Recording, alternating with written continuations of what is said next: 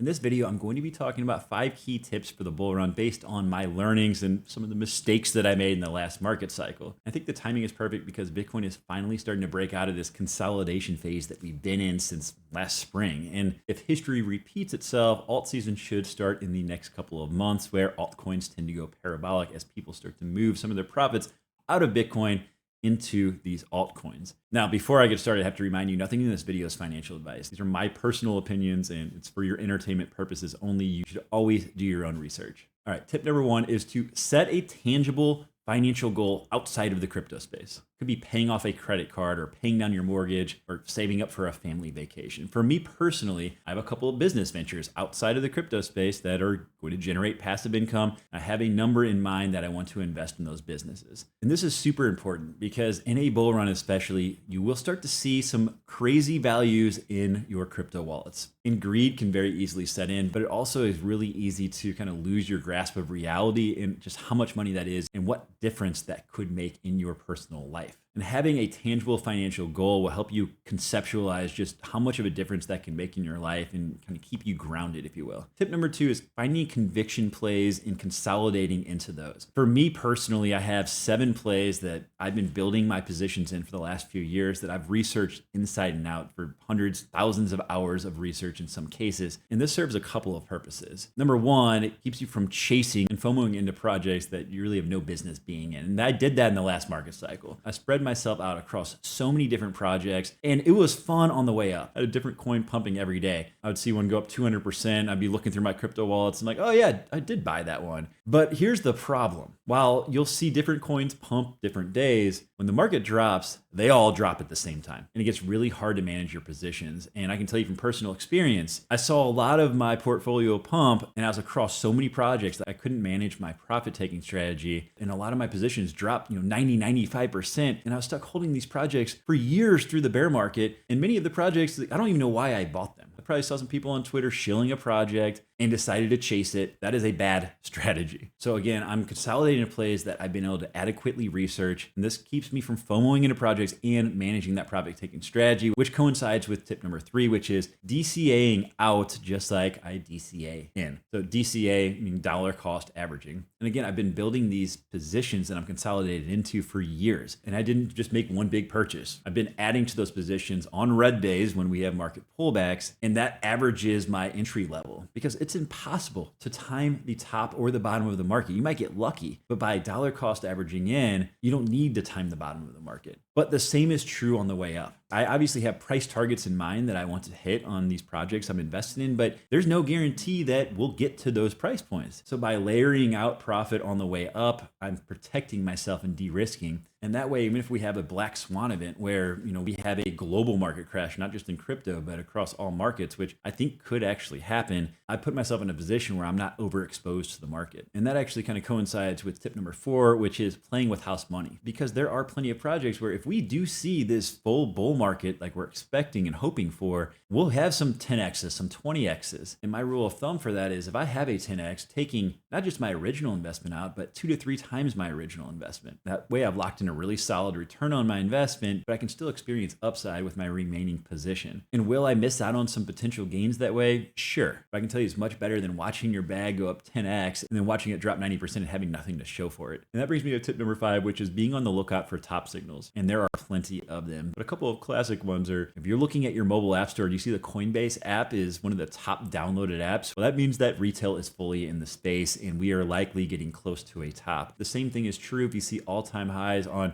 Google searches for Bitcoin. Another one is if you're at the barber and you overhear people that have never owned crypto before talking about meme coins, or when your friends and family that have been roasting you for the last few years and, hey, Mr. Crypto, how's your magic internet money doing? When they start asking you how to buy crypto, that is a huge signal that we are nearing a top. The last one is one of my favorites, and it's been true 100% of the time for me personally. If you are tempted to take a screenshot of your wallet balance to show one of your close friends or your brother, that means it's time to start taking some money off the table. And I believe that these strategies are going to be more important in this market cycle than any market cycle before, because I do believe this could be a shortened market cycle in comparison to others. For one, it started a little bit early. We saw Bitcoin hit an all-time high before the halving for the first time ever. A lot of that had to do with the Bitcoin ETFs, but because we started early, early. I think we could see the market end early. The other thing is there are so many macro warning signs flashing right now in the broader global economy. And I do believe that we could see some sort of a black swan event come up with a global market crash, not just in crypto, but in the stock market as well. But you better believe if the stock market crashes, we're going to see the same thing happen with crypto. And that is why I plan to be much more diligent about my profit taking strategy on the way up. And a couple other closing thoughts here. You will have people that will tell you, oh, you need to have diamond hands. If you're taking profits, you don't believe in a project. That is BS.